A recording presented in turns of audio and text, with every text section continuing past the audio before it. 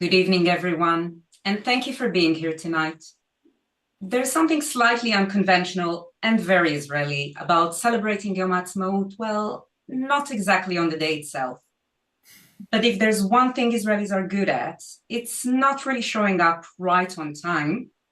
We show up when it matters, and today is no exception. As Israel marks 78 years of independence, there is much to be proud of. A country that has grown, innovated, and shown remarkable resilience in the face of immense challenges. JNF UK has stood alongside Israel from the very beginning and remains committed to supporting its people and communities for generations to come. That commitment is especially important in times of crisis. During the recent conflict with Iran, we supported communities across Israel that came under sustained attack, and we continue to help those affected recover and rebuild. If you'd like to learn more about our work or support these efforts, please click the link in the chat box. Tonight, we gather under the theme of Israel's fighting spirit, a spirit we see in the people of Israel every single day, in their courage, their resilience, and the way they overcome constant challenges. Over the past 2.5 years, that spirit has been on full display. Ordinary people creating extraordinary impact. Reservists leaving behind families and careers for months on end to fight for their country. Partners holding everything together at home. Civilians stepping forward, running towards battle, not away from it. Supporting, organizing, rebuilding. This is what Israel's fighting spirit looks like. And every so often, that fighting spirit is carried onto the world stage by individuals who represent it in everything they do. This evening, we are honored to be joined by one of those individuals. Sagi Muki is an Olympic medalist and world champion judoka, the 2019 world champion, a two-time European champion, and part of the Israeli team that won bronze at the Tokyo Olympics. But beyond the titles, Sagi represents something deeper, endurance beyond limits, an unbreakable spirit, and tremendous pride in representing Israel, even in the most challenging moments. To guide this conversation, we're privileged to be joined by someone who knows exactly how to bring stories like this to life. Johnny Gould is a respected journalist, broadcaster, and host of Johnny Gould's Jewish State podcast, known for asking the questions that truly matter. Johnny, Sagi, the stage is yours. Dana, thank you very much to you, and a very good evening to JNF UK viewers, both here and around the world. Sagi, welcome, world champion from Israel, makes us all very, very proud. Just tell us a little bit about your personal background, first of all, as we start this story. So first, I want to thank Dana for the really nice introduction, and JNF UK, and also to you, Johnny.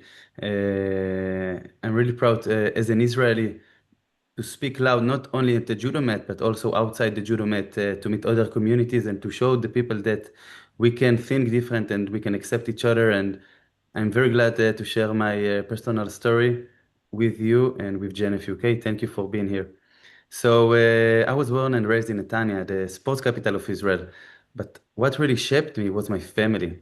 From childhood, my family were gathered together for family meals. Every Friday, everybody worked together, and we could meet each other. We could make our connection stronger. And I think this shaped me as an athlete and also as a father, as a family guy. I can tell you that while I'm competing all over the world, it was very hard for me that I can't see them in the way I want. Like 7 months out of a year, I'm abroad. So I'm a family guy in my core. I grew up on these values, and I think this unity, being there for one and another, it's very important for me. And today I see how much it's influenced me. So this is me. That's wonderful. So, I mean, to become an adult judoka, you must have started fighting as a child. What kind of child were you? Were you a fighter? Were you a boisterous kid? Were you a natural sportsman? How did judo become your prime activity? So at first I didn't go to judo. I go to other activities at Netanya and also for swimming. But I was bored, so I asked my mom to go to another thing. And I can tell you that one day she was training at the gym, and in front of her she see Oren Smaja Judo Club. She decided to send me for a trial lesson, and that was love from first sight. To think she could send me anywhere she want, but destiny like combined me with judo. I felt like it's destiny. I was an energetic kid, and I have a very competitive nature. I love challenges, and I love to achieve the impossible. And even when I was a child, I I felt it. Like I want to win the oldest judoka, like the one with the most experience, and every achievement, every challenge, I felt like I'm alive. So it became your life's path quite early on in your life, and clearly you were the best kid on the block, weren't you? I mean, obviously, to be a judoka world champion in adult life, you must have been the best of it in Israel as a child, as a youngster. You know, as a child, I Oren was would talk with me about medals at the Olympics and at the World Championships, but I didn't really understand what it means, what it required. I think around the age of 15, I understand when I joined to the national team and I was represented for the first time the Israeli flag with the delegation abroad. So I think in that moment, that year, I understand for the first time that what it really matters, what it really required, like. First time I'm competing abroad and I see how big is the competition at the world and I understand to get these goals like Olympic medalist and to be world champion it takes a lot and I understood that I need to sacrifice and be to sacrifice on all the determination and the commitment should be more than anyone else. So, of course, when you start competing internationally, you start fighting people on a completely new level, and presumably the path to the top then becomes the second level. It can't have been ever that easy. What are some of the biggest challenges that you faced along the way, including the possibility of injury, things I cannot actually control myself? Those things that can come to mind as you make your way to the top. The path to the top isn't easy, and I went through many challenges, but I can tell you that they helped me to know myself in the best way possible.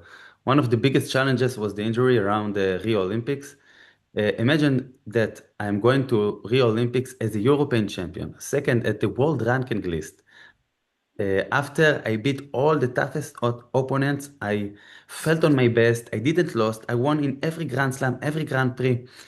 And all the polls predicted that I will get a medal, and a lot of expectation from the Israeli people and all the Jewish nation all over the world.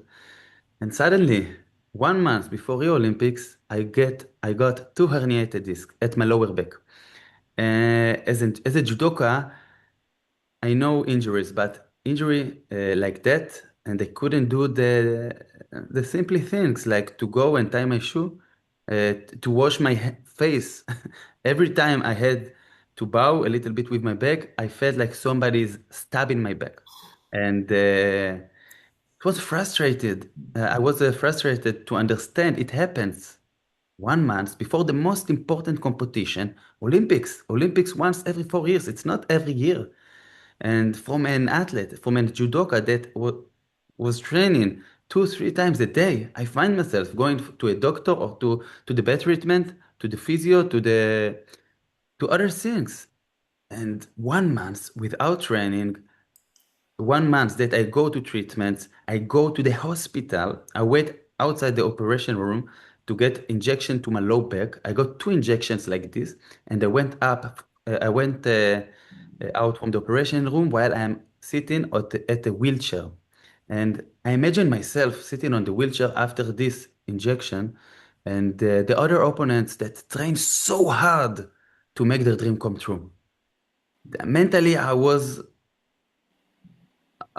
it was very hard. And physically, I was 30% physically. But to understand it happens, it was a disaster. And I go to Rio, and I must say, I was optimistic. I could see myself in my mind winning fight after fight. S- Something inside here, I be, everything what I went through this month, I still believe in myself.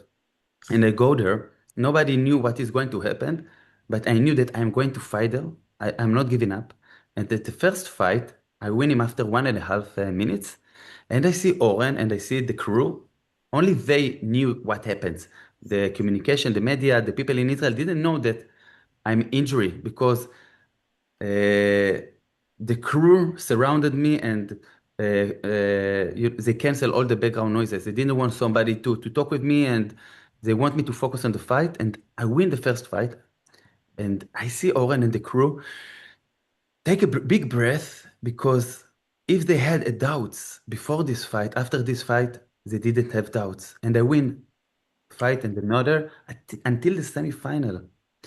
But in the end of the day, I finished fifth. And it was very hard. And I couldn't walk after the Olympics more than 5 minutes. And mentally, I was depressed. But what helped me the most to get back after this injury and to go the Olympics and be on top is first that I could see myself win one fight and another. And after the Olympics, I knew my targets, I knew my goals. I knew that I came back. I couldn't walk. Like nobody told me that I will get back to judo. You can see big advertising that says really from a journalist here in Israel that says Sagi Muki European champion, fifth at the Olympics, but with two herniated disc. He made amazing career, but probably finish.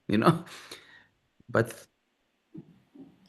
when I see things like that, it's not even when I was at the bottom, it didn't take me down. Like I was so motivated to make my dreams come true, to get back to my natural place. And after 1.5 years, I get back against all odds. And my goal after that was the European Championship in 2018 in front 5,000 Israelis that came and cheering me. It was sweet than ever, especially after what I went through.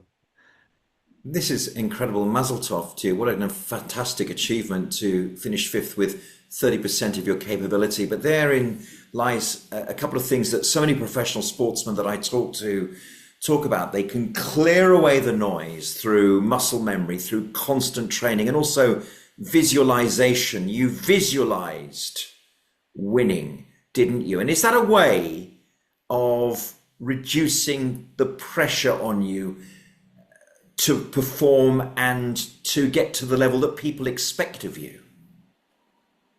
Can you repeat the question? I'm sorry My again. question is, you clear out of the way the kind of noise from journalists who say you're finished, and you visualize winning. Is that a way of dealing with the actual pressure of trying to achieve your best? Yes, the pressure is big, and always you will find background noises, and it doesn't matter if it's this journalist to put this article, or it doesn't matter if a friend or somebody close that don't believe that you can do it and tell you it's better for you to sit at home and not risk yourself.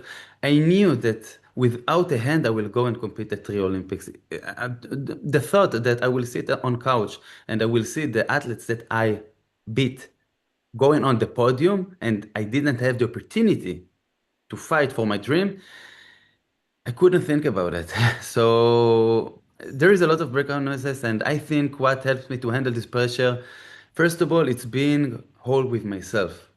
When I go to the mat and I'm going in the competition and I look back and I know that I train harder than anyone else. I eat what my body needs. I slept well, like I didn't go to other temptations. When I go and I feel like I did everything on my best, I go with big belief and strong belief. Think about it. If you go and to the fight and you know that you could do better, immediately you will have the voice that tell you you're not ready, you could do better, and you're not focusing on the fight, on the plan, on how you want to throw your opponent. So this is the first thing. And the second thing, to focus your goal, not thinking about your opponents, about result. When you have like, and it, when you have a goal, people want to be at that goal so fast, but to be able to get there, you have many steps. You need to know, focus on each step. What is front of you? In judo, when you fight at the competition, everybody want to be at the final, but you have a long road until the final, and you need to know to this road, and you need to go step by step. And if I want to take you for iconic a match that I felt that it was at the semi-final at the World Championships against the Egyptian. I can tell you that before this fight, many thoughts came to my mind, like, will he come to the fight? Or if he beat me, will he shake my hand? Doesn't matter. If he beat me, how we go back to Egypt? If I beat him, how I go back to Israel? Wait. If I lose, so many thoughts, and these thoughts not helping me to win this. And it's semi-final at the World Championships. It's not any other competition. And you saw what happens at Rio Olympics. I went at the semi-final, and in the end of the day, I didn't got back medal. So I can win this semi-final and go to the final and to have or gold or silver, or to lose and maybe I will not get back with a medal. Once I understand all these background noises are coming to me, all these thoughts, I put my earphones on me. I love music. I put some music. I go outside the venue. I walk with my psychologic and nutrition guy. And we were thinking together how we are focusing on this fight. And what's helped me, it's the tools that helped me was the what to ask myself why I'm doing what I'm doing. Like I have a note on my phone uh, calls motivations reasons, Mhm. and this is all the things that I'm doing what I'm doing. I'm doing it for my father and my mother that support me from young age, and I know that I'm see them. It brings me a lot of power, and I do it for myself after what happens in Rio. I want to fix it. I felt like I didn't deserve it. I felt like it's not fair what happens there. Mm. And after that, I felt it brings me a lot of it makes me powerful when I see where I was and where I want to be. And of course, for the Israeli nation, I can tell you that we are a small country, and every achievement is doing amazing things to the Israeli people. We don't have a lot of people like the United States, Germany, or Russia, and that's why every achievement is so special, so unique, especially these days. And I see it as a mission and as an opportunity to make my people smile a bit in these crazy days. Believe me, you're not just a world champion for Israel, you're a world champion for the entire Jewish diaspora as well. We're all very proud of you. And you've mentioned him a couple of times already, and this is your coach, Oren Yeah. Smadja, a really long and meaningful relationship, an Olympic judo champion himself. How would you Yeah. describe that bond? I mean, it's just absolutely essential. He's like your right arm, isn't he? Me and Oren have a special relationship. I know him since 4 years old. He knows me better than most of the people in this world. He's like a second father for me. And I can tell you that we know each other from a side. I know what he thinks, how he feels, just to see him. And I can tell you that when first time he was getting the this job to take the Israeli delegation to the next levels, like when he started his coach for the Israeli delegation, it wasn't that easy with him. I felt like he's tougher with me more than anyone else. I felt that I don't want to disappoint him, and I can tell you an example. Like when we had a training and we do like 10 fights at the training, Everybody is tired. I'm also tired. Here, I'm saying it to you. But I never put my head down and breathe like heavy. I don't want to show it to my environment because if I show it in the fight, the opponent will see it, and this is not something. This is something that I'm working on it. So he asked me after 10 fight, "Do you tired? Are you tired?" And I'm telling him, "No, I'm not tired." After this, after my answer is decided to give another 10 fights. All my teammates are angry on me because of that. But I think our relationship pushed me and him to be better and better. And I think this is the key. When we understand each other, when we have this kind of relation, it took us for highest level. Because he pushed you harder because he believed in you, perhaps his star pupil, the man he knew from being a boy. He knew of your potential, and I guess that was the reason he pushed you so hard. And this is a real part of being an Israeli. Oren's son, he was killed in 2024 while serving as a reservist during the Gaza war. I mean, you've been close to the family for so many years. This loss must have been absolutely devastating. Yes, as I told you, Oren is family to me. I'm family to him. I know his whole family, including Omer. May his memory be a blessing. Amen. And this one was really hard, one of the hardest things. We would fly to Japan to training camps all over the world and competitions. And every time we were abroad, Owen was so proud of his son, so proud of Omer. He always showed me some pictures of him while he's serving in the army. And I think the army really shaped Omer, turned him into a man. I knew a different Omer after the army. And this loss was very, very hard. It came a month before Paris Olympics, and I felt like I need to be here for him. All these years, he was for me, and I felt like I should support him in this hard period. I can imagine what he, how he feel. This is something you can understand, and it's the first time I see Oren like break in front of me or the environment, and it was really hard. I can tell you that after the Shiva, we went to the grave, and I came and hugged him, and it was at the morning, and he's whispering me, "You should have a training right now. What are you doing here?" He always was focusing and pushing me forward, and also he was always like that. He taught me to achieve my dreams, and we have a unique, as I told you, it's like a father for me. Yeah. We all feel that loss. Believe me, we all feel that loss. We're all invested in your career. You've been world champion not once but twice. How do you stay motivated? What keeps you hungry? Are you still at the top?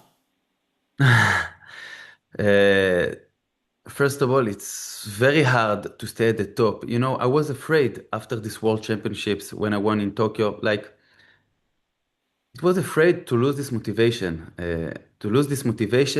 that brought me to be a world champion. I was waking up.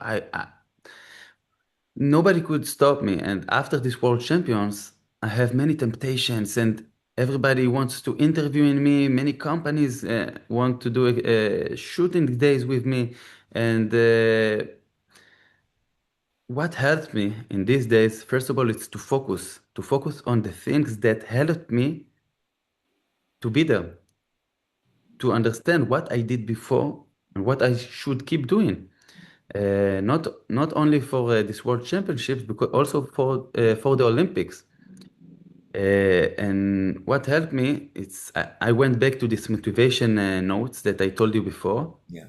and I was sitting with my psychologic Elad, and I think it was the first time that me and him opened the video from Rio Olympics. We saw the fights that I lost.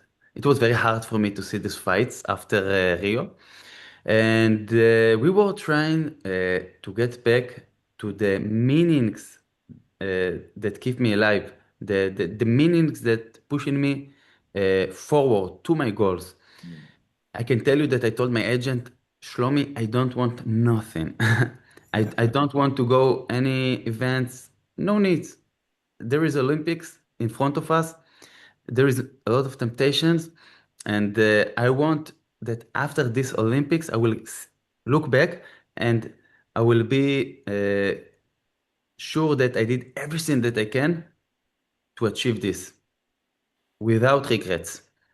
And Mhm. I think this helped me to be focused, to keep with the hard work, uh, and to go with all of the reasons that helped me to be a world champion, to understand them, the meaning inside of them, that every one of them pushed me forward. Every loss I took the best of it. Everything that I went through, like the people that I want to win for them, my parents, the Israeli people. That, I go out to the market in my city, in Netanya, and everybody knows us, everybody hugging us. It's like while the Corona, after this World Championships, everybody was hugging me, and they didn't care we have a Corona and kissing me and my medal. This is something unique in our people, in our nation.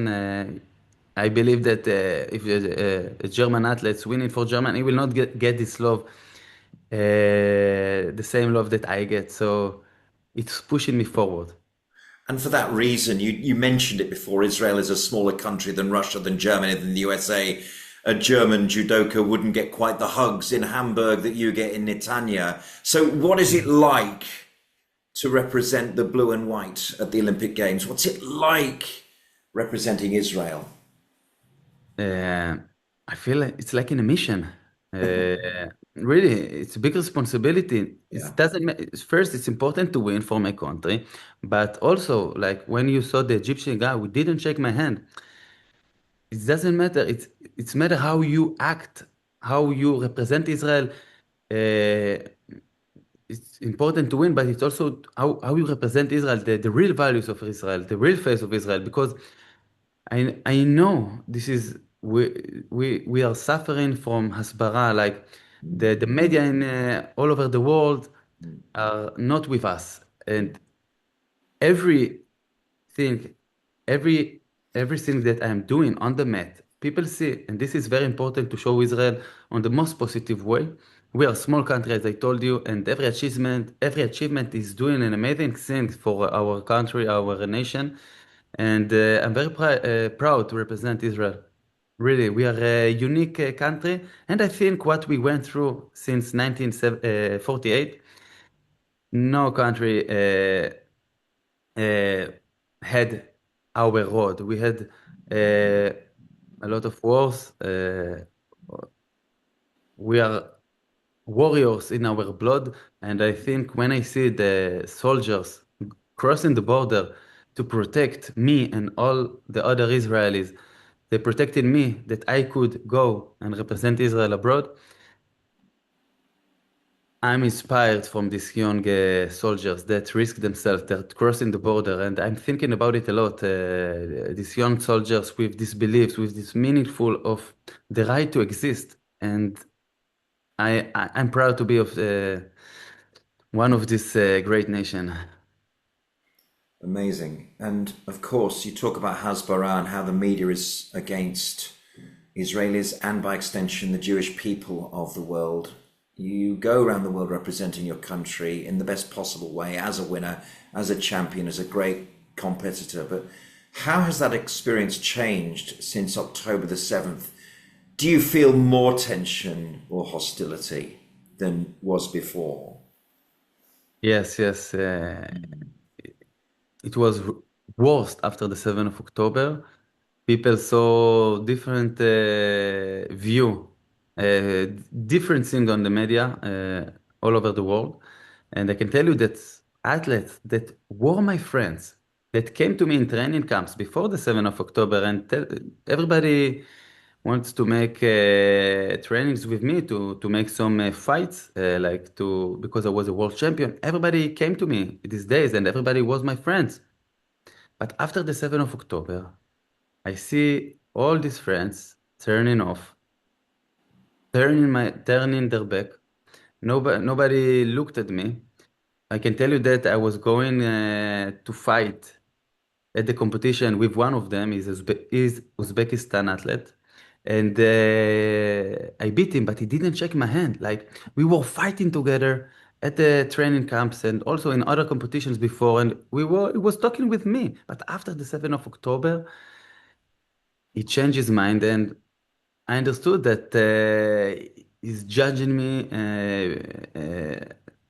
because what he see, because how is the environment influencing him, and I understood that it's so important to me to show them that the, everything is different. It's not like they saw on the media, and I'm fighting for this. I'm fighting for this. First of all, we will touch it, I believe, in the next questions, but with my story with Said Moulay, the Iranian athlete who couldn't face me because the Iranian regime. Actually, there are few companies producing about us a movie, and I really hope this movie will spread all over the world and show the world that we can do different, that the Israelis people are accepting everyone. Doesn't matter if it's an Iranian,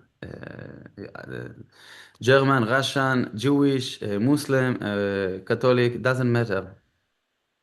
Yeah, we'll talk about Saeed in just a moment, because this idea of having to deal with hostility, you've mentioned it before, coping mechanisms with pressure, clearing out the noise, visualizing the way towards being a champion. But how do you deal with the hostility, this extra level, both emotionally and then professionally? I can tell you that I was thinking in the competitions after the 7th of October, I understood how important to me as an Israeli it's to show that we are on the map. Everybody wants to eliminate Israel from this world, but it was important to me to show that we are on the map. We survived so many wars. No other nation had this, and we have this warrior blood. And it was very important to me. And I felt it's a mission to put the Israeli flag highest as I can in all the competitions and to hear the Israeli anthem. I can tell you that all these faces that turned off, it gave me much more motivation to beat them and to show the Israeli strength. And this is a kind of the things that you need to naturalize as an athlete, to focus on the real things, to focus on the things that motivated you, and also to use people like, also when I lose, if I lose a fight, I go to the other competition with extra motivation.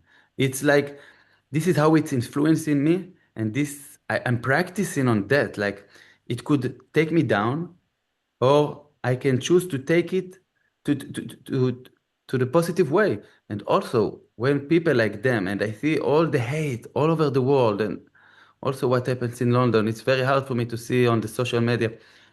I take it for myself, and for me, it's translate to extra motivation for the fight and to understand that you are fighting not only for you, but this amazing people and this amazing nation. Amazing. We'll talk about Saeed Malay in just a moment, but before we examine this incredible story of great unity, we'd like to just show everyone a short video.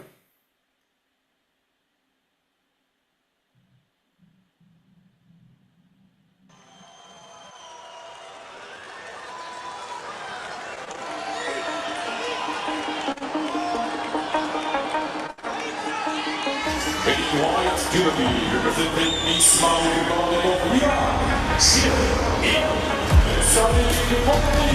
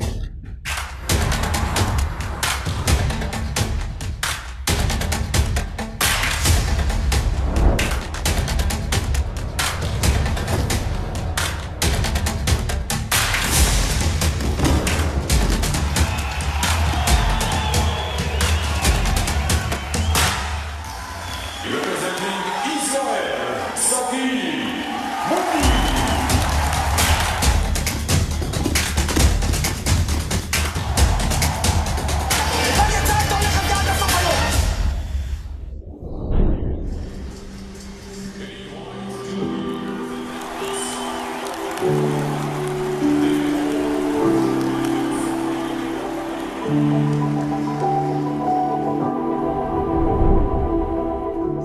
از رئیس فدراسیون جودو، از کمیته ملی المپیک و از وزارت ورزش به من زنگ زدن که من نباید مسابقه بدم.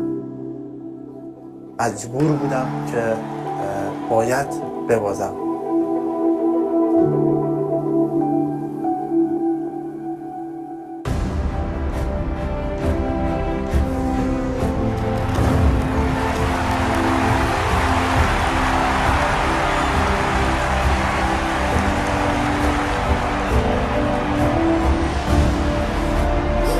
New world champion, 81 kilograms, Sagi Muki, Israel.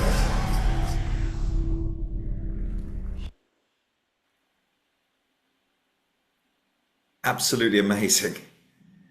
Absolutely fantastic video. Summarizes so much of your achievements. And in that, the discussion now comes on to what makes you such a superstar beyond your achievements on the mat. And that is your relationship with Saeed Malay, as we know, an Iranian competitor. It drew such attention. Just give us more details. Give us the backstory to this amazing story between the two of you. I want to give you some background. If we look back at the history between Israel and Iran, every time an Iranian was supposed to face an Israeli, the Iranian regime forced him to lose in purpose, to fake an injury, to lose the match before, anything they can, just not to face the Israeli. And the reason? They don't want to recognize Israel as a country. This is the only reason. It doesn't matter. They are not afraid that he will lose to this Israeli. It's that reason. But in 2018, Said Mulai became world champion. 2019, I became a world champion. And think about it. What are the odds that out of 7 weight categories, year after year, an Iranian athlete and an Israeli athlete are world champions in the same weight category? Year after year, we both was at the top, and that means that we are reaching in every competition to the final. That means that in the past it was, for example, if 100 athletes are coming to the competition, what the odds that we'll meet each other at the first fight? So right now, year after year, we are world champions, and every competition we are reaching to the final, and we could meet each other. But every time, every competition, the Iranian regime forced it to lose. And in his last competition, that he understand that this could happen in the Olympics, he decided to run away from, to escape from Iran. And in that competition, crazy things happens. Like we came to the warming up area, me and him, and we start our competition day together, and we could meet only at the final. He was at the top of the pole. I was, this is the pole, and the pole says that we could meet each other at the final, and he wins fight, I win fight, and the regime sees that we are on the way to meet each other. And at the beginning, they are telling him, Said, please lose. And he's telling them, there is a long way. Please give me a chance. There is a chance Said will lose and we will not meet each other. And he's fighting with them for the chance to take this medal. And after they see he win and I win, they are forced him. They bring the Iranian embassy to the competition to tell him the Iranian regime orders, and he's fighting with them and he's not listening to them. And after that, they are going to his mother's house in Iran, and they are telling his mother, tell Said not to go against this Israeli. And his mother is calling him and telling him, Said, please, you have other life than sports. Sports is just another, it's not important. Family is important. Please come back to Iran. And he's telling her, his mother, please, mom, this is my life. This is my dream. I want to be as anyone else. And I think the hardest thing that happens is that in that competition, 2 people came to an arena, the warming up arena. Only people with a special accreditation can be there, like athletes, coaches, team members, only members from the delegation, only with special accreditation. And suddenly you see two people that nobody knew came and they are behind me and Said. And I remember Oren asking my physio, Nimrod, please go check who, if they're connected to one of the delegations. And he's checking with the Austrian, with the German team, and with the Russian team, and they are not part of each one of them. 2 minutes after, he's telling that to the International Judo Federation. 2 minutes after, massive amount of security guards surrounded me and Said, were protecting us. They are taking these two people nobody knew, and nobody told me, but they are from the Iranian regime. I understood it directly. Right away, I understood it. And to understand how much they fight for it against their own people. I think Said appreciate me.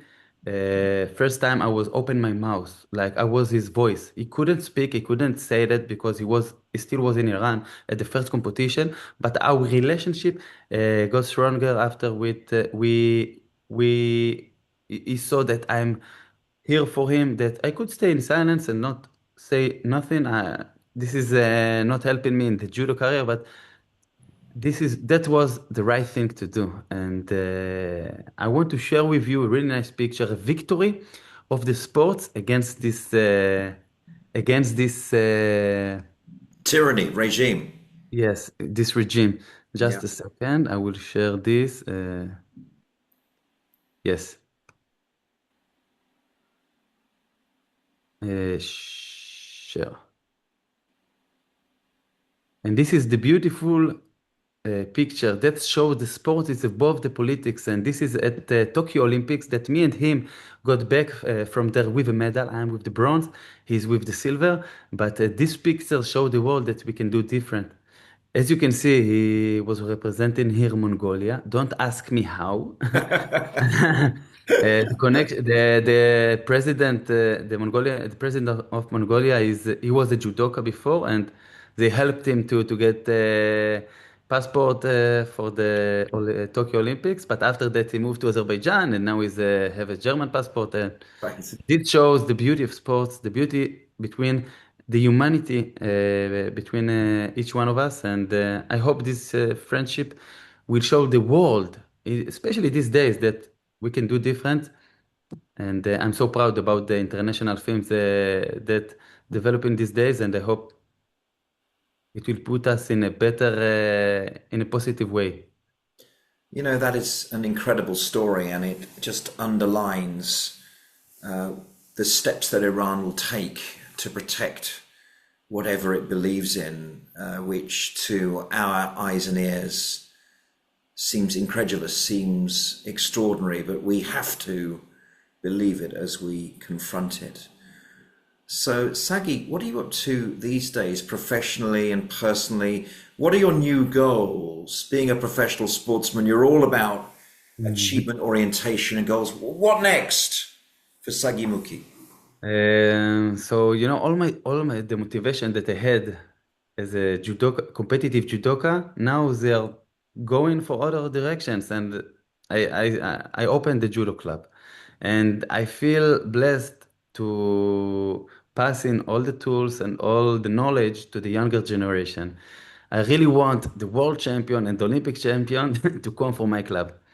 I'm also lecturing. I'm enjoying it to share the story and to put the Israel in the most positive way around the world. Uh, I feel like it fills me. Like I feel it, I feel this is the right thing to do. Um, Also, the film that I really waiting for him to go out. This is something that we are working on that for a long time, and I'm so glad to be with my family. Long time I didn't have the time with them. I'm a family guy, as I told you, and I have two kids. The first one is 2.5, Elia, and the younger one is Adele. She's 1.5 years old, and I'm so glad to spend the time with them. This is the most important thing to me, the family, to ensure that they're okay, to give them my best, and yeah.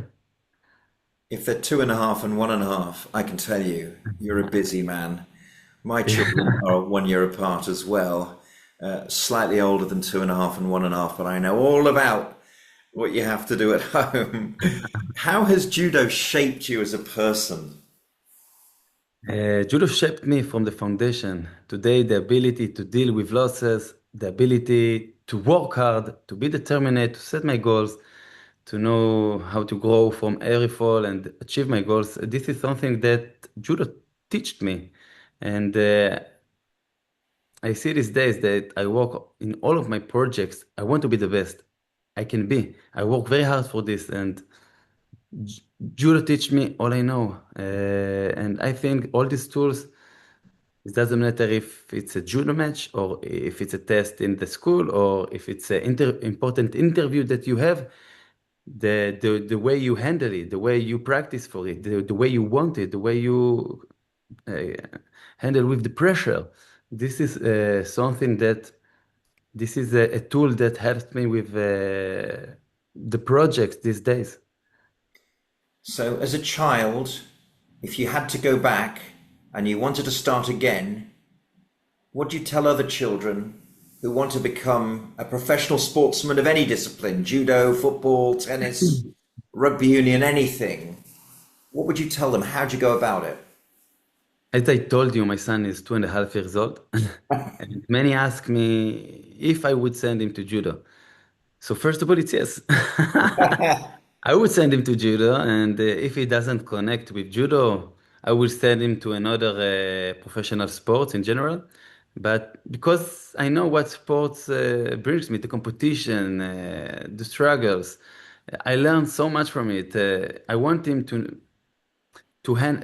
know how to lose. It's so important to know how to lose before you Yeah, want to win, yeah, to set goals. yeah, These days, people sometimes don't know where they want to be in the next year, in the next few years.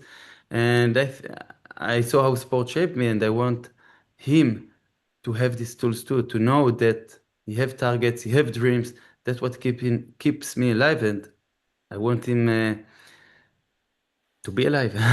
yeah. Amazing. So, of course, the most meaningful moment of your career, I mean, let's just retrace here. Becoming a medalist in an Arab country, being world champion not once but twice, being able to retain titles, staying at the top of your sport for so long, and your relationship with Mr. Malay all the way from Iran. What is the single highlight of your career? What's the most extraordinary moment? I can think of about 10 for you, but tell me, what is your gold medal moment? It's hard to point to one moment. I could say the Olympic medal from Tokyo, but I would actually choose the World Championships. Why? Because it's the first time that we have a Israeli judoka. It's the only time that we have Israeli judoka that take this gold medal at the World Championships. And for me, it was the most important thing, most important goal in my career. Because if you go to the World Championships, you need to beat two Russian athletes, two Japanese judokas, two German judokas. It's different from Olympics when only one from each country come to compete and represent their countries.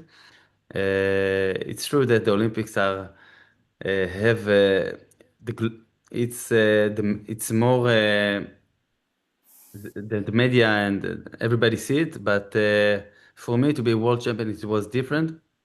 So, but I want to share with you another story. I will show you another picture right now, just a second. Also a unique one. And please tell me if you see the differences between these two pictures. Just a Okay. second. Share. Please tell me. You see Abu Dhabi 2018 and Abu Dhabi 2015. You need to find three differences. Well, the guy third on the right is not in the team anymore. Uh, you see And two differences competitions. The top yeah, one, yeah. yes. It's different people, that's right, but another three. Okay, I will help you. You're going to help me here. First one is the medal, Yes, the gold one and the bronze one. of course. Second, it's the smile. You know, in 2015, I wasn't smile. In 2018, I was smile. And the third one, the most important thing, do you find it? The flag, the Israeli flag. I was going to say. I mean, I'm so au fait with you as a champion with gold medals. I just take the fact that you're an Israeli gold medalist for granted now. I keep on seeing you holding up medals with an Israeli flag next, and of course it's there. Of course Yes. it's there. And you know, it was very hard for me.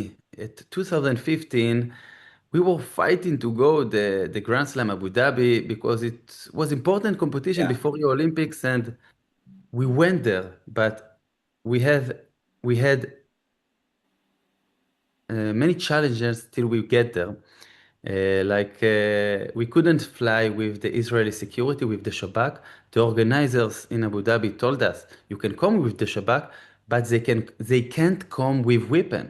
And the Right. Shabak told us that we can come and secure you, but only with weapons. So the Israeli delegation decided to go there without the Shabak, without Israeli security, and we were there. Okay. And we get to Abu Dhabi, and somebody was knocking my door at the hotel. They took my judo uniform and they covered the Israeli flag. And as you can see at the podium, you can see the Georgian guy, the Korean guy, and the German guy with their symbols on their chest. And for me, it Okay. was very hard. Okay. And in 2018, after the Abraham Accords, I had the opportunity to fight for the first time with the Israeli symbols, and I was motivated more than ever to be there to get this gold medal. And that's what happened. And for the first time, the Israeli anthem was sound so loud on Arab Muslim country who didn't recognize us before. And I didn't understand how big is it until I went down from the podium and every media in this world want to interview me, the BBC, the CNN, and I understood the how important is Yeah. Yeah. The magnitude. what I'm doing. Of course, I'm glad you pointed it out. I mean, that's the key difference. Your smile with the Israeli flag and your slightly incomplete joy at competing for your country, but not being allowed to have the Israeli flag on your breast. So it's amazing. The Abraham Accords has opened up some of the world to Yeah. Israel, and please God that will continue to grow. Now, Sagi, we are speaking today in the context of Yom Ha'atzmaut. Of course, that was last Wednesday. What does Yom Ha'atzmaut mean to you? I sense that not just for Israelis, but for Jewish people all over the world, that since October the 7th, 2023, it's kind of elevated. It means a bit more, if that's possible. For me, Yom Ha'atzmaut, it's important day. We are a country that went through so many wars. As I told you, we fought for our rights to exist. What we went through, it's no other nation handled this. Independence Day for me is a day that symbolizes the strength and the power of the Jewish people with everything we went through in all our history. I'm so proud of my country. I really hope that I would say that we will not have a war in the next 20 years and my child will grow for a different world, but this is not like that. I'm very sad that but what keeps the Israeli nation alive, that is it's our spirit. And we keep fight with the spirits and we keep be with our chest high, with head high, and this what makes us who we are. And you know, in these days, you see the Israeli flag is behind me. I'm so proud of it. And I want just to say to all the people here in London and all over the world who are watching this conversation with you, that Am Israel Chai, stay proud of this nation, and may we continue and be here the next year also, on the next Independence Day. I really appreciate the people around the world. I think no other nation have this achievement, not just in sports, but only in high tech. And other things like that. You can see that the Israeli people are brilliant in So many ways. in so many ways, and this is beautiful things to see. Kol hakavod, mazal tov on all your great achievements. Am Yisrael Chai. Sagi Muki, I mean, you really are a great ambassador for the country, a true world champion, not just on the mat, but in your personal life as well. And thank you very much for this very treasured conversation with us here at JNF UK. And I will also like to say just a few words. I would like to thank you, Sagi, and thank you, Johnny, for leading such an engaging conversation. That was fascinating. And Sagi, you are a true hero and warrior, not just for what you've achieved, but also for the way you carry it. And on behalf of myself and everyone at JNF UK, thank you all for being with us tonight. As we mark the 78th Independence Day, I wish Israel, all its citizens, and Jewish communities around the world many happy, proud, and peaceful years ahead. Enjoy the rest of your evening. Am Israel Chai. Thank you. Am Israel Chai. Am Yisrael Chai.